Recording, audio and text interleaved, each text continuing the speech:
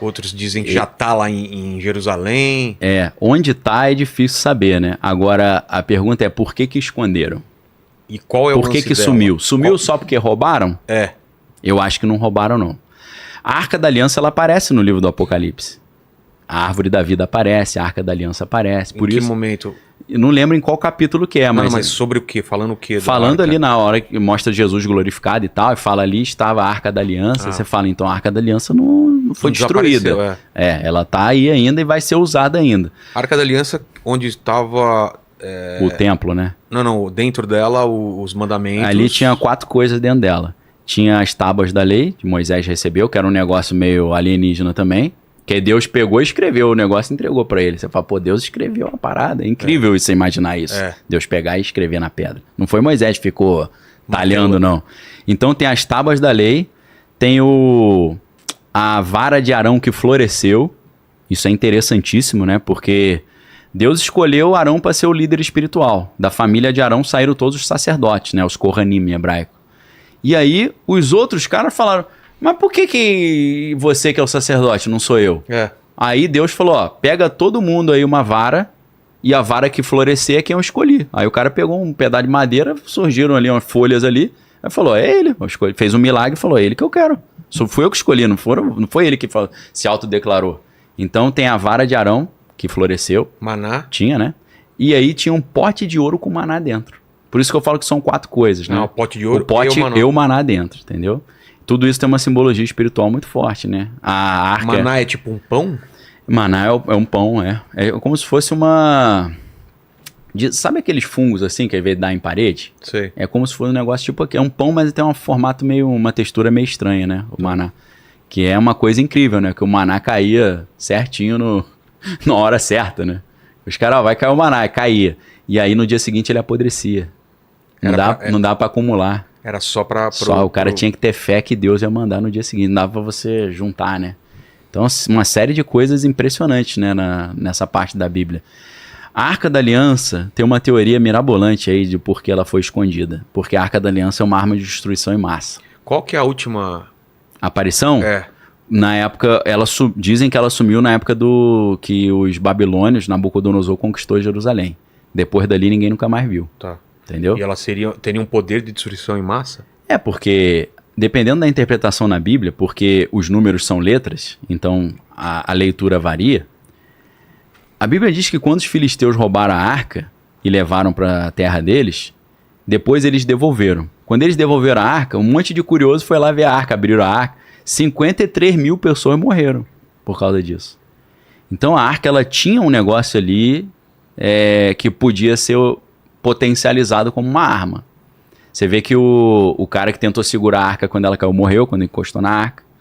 Dizem que essas pessoas que morreram quando olharam para dentro da arca, elas não morreram imediatamente, só porque olharam, elas ficaram, o cabelo caiu, o cara foi ficando fraco, como se fosse uma radiação. Porque a arca, na verdade, ela abriu uma fenda no espaço-tempo também, né? Como se fosse um portal.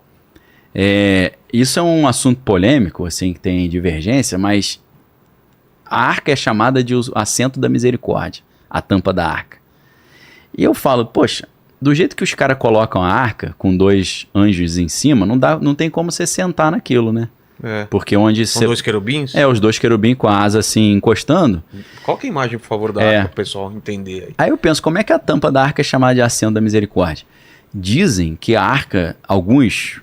eu sei que isso é polêmico, eu não vou dizer que isso é a verdade, é uma opinião que eu estou levantando para a galera pensar. A arca, na verdade, era um trono. E os querubins ficavam como se fosse o encosto da arca. Aí, o que aconteceu? Aqui o encosto do assento. O encosto. E eles cobriam os rostos e conectavam as asas, mas era um encosto, não era exatamente em cima. Por quê? Quando o sumo sacerdote fazia o ritual do Yom Kippur, do Dia do Perdão, Deus aparecia sentado em cima da arca, como se fosse se manifestando no trono. A gente não sabe se ele aparecia sentado ou não, mas a presença de Deus se manifestava ali, né? Depois do véu e tal. Então a arca era um equipamento que conseguia conectar a nossa dimensão com a dimensão divina. Você vê o poder que esse negócio tem, né? Então... Falando em filme, o Caçador da Arca Perdida, quando eles abrem a arca... Exato, Indiana Jones, os Caçadores da Arca Perdida. Esse aí é sensacional, né? É clássico, né? Lá em Essa- casa... essa- ali essa- pra essa- tu sentar ali não tem como, Então, né? aí seria segundo a descrição na Bíblia, os caras fizeram de como seria isso? Não, alguns caras acham que ela seria uma estrutura que daria pra sentar em cima. Como Será se fosse que um acha, trono. assim, alguém fez essa Acho que imagem, ninguém será? fez, não. Isso aí é um Não? negócio muito marginal, assim, pouca gente. Ah, tá. É bem. Porque ali, olhando assim, não tem como, né? Se sentar ali, porque os querubins estão no meio, né? Mas é um pensamento interessante de você imaginar. Agora, por que Hitler queria a arca? E ele queria? Pô, demais, pô. Isso é Aí é documentado. documentado? O livro chama As Relíquias Sagradas de Hitler. O autor é Richard Kirkpatrick. Ele tava nessa neura de ir atrás? Tava. Primeira coisa que ele fez quando ele invadiu. Cálice também ou não? Também, tudo. Pô, é por isso a Indiana Jones. É isso que eu fico impressionado. Eu era moleque assistindo Indiana Jones, achava que era tudo viagem, mas não, também. tem tudo base, pô. Caramba, os caras pegaram uma coisa da história Real. e viajaram. E tinha um cara, eu tinha um Indiana Jones real. Tem uns dois aí. Tem um que é um alemão e tem um que é um americano. Que o cara tinha um bonezinho e ele corria atrás das relíquias. artefatos. Tem o Indiana Jones meio da vida real também. Então, Que é o Rodrigo Silva. É verdade. Só tem que arrumar um bonezinho, né? Bonezinho, chicote. Eu me amarro Rodrigo Silva, um abração pra ele. A gente já fez live juntos e tal, eu gosto demais. Nossas conversas sobre hebraico, então, meu irmão, não tem fim, né? Que eu falo uma parada, ele fala outra e vai indo. Então... Hitler tava... Hitler, nesse livro, o que fala? O Hitler, ele tinha uma obsessão por essas relíquias, porque ele acreditava que se ele tivesse de posse dessas relíquias, ele seria invencível.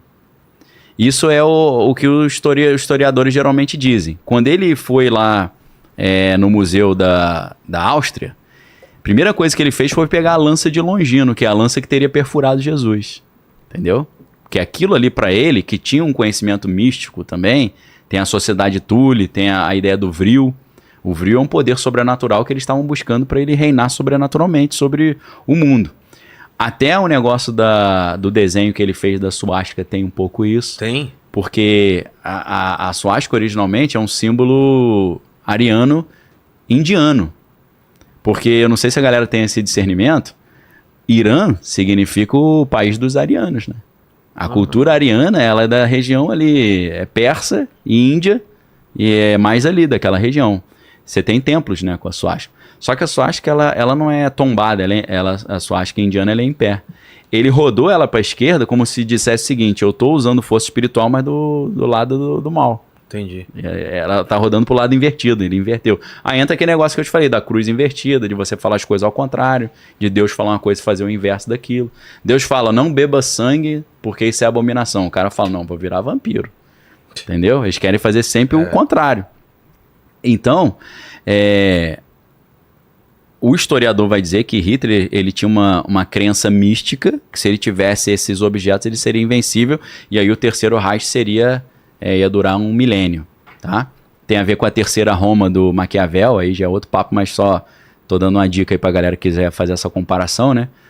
Maquiavel dizia que deveria ser construída a terceira Roma.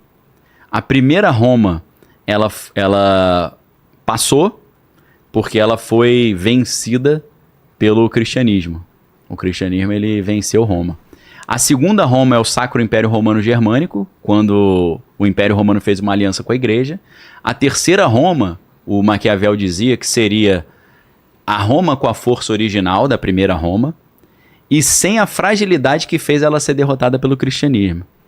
Seria ela imune à influência cristã, seria a terceira Roma. Hitler pega essa ideia e cria a ideia do terceiro Reich, né? O terceiro Reich que é como se fosse a terceira Roma.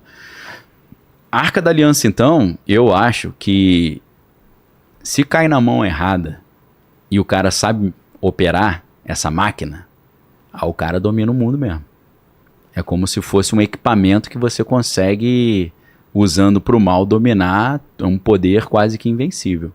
Então, aí o que Deus faz, na minha opinião? Ele esconde ela, porque ela na mão errada, meu amigo, ia dar um BO violento.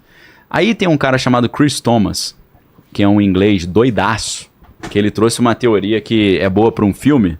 Então tem o asterisco de conteúdo altamente